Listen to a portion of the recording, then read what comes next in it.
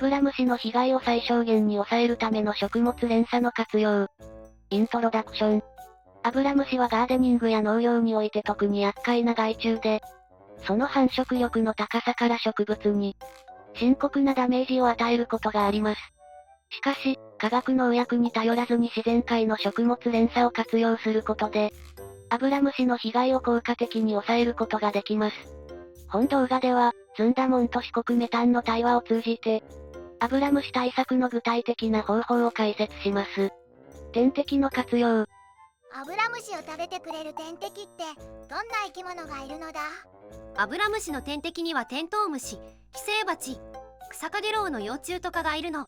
これらの生き物はアブラムシを主な餌としているから、庭や畑に引き寄せることができれば、自然にアブラムシを減少させることができるのよ。どうやってそれらの天敵を引き寄せるのだ？花を植えて蜜を提供したり、天敵が住みやすい環境を整えることが大事なの。特にテントウムシはアサリナやコリアンダーのような植物を好むの。どんな花を植えるといいのだ？ハーブ系の植物とか黄色や白色の花を持つ植物がいいわね。例えばフェンネルやディルも天敵を引き寄せるのに効果的なのよ。植物の多様性。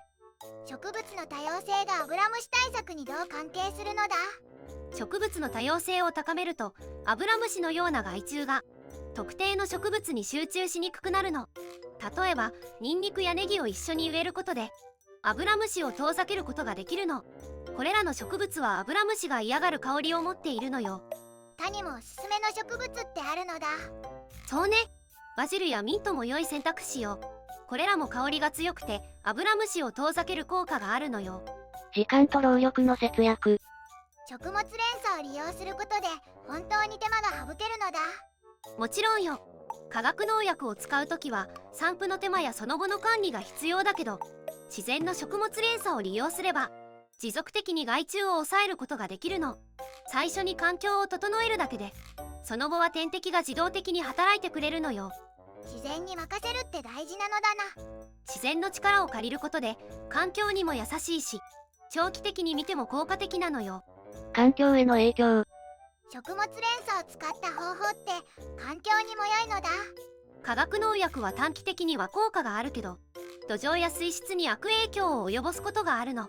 自然の食物連鎖を利用する方法はそんな心配が少ないから、持続可能な農業やガーデニングにとっても良い選択なのよ。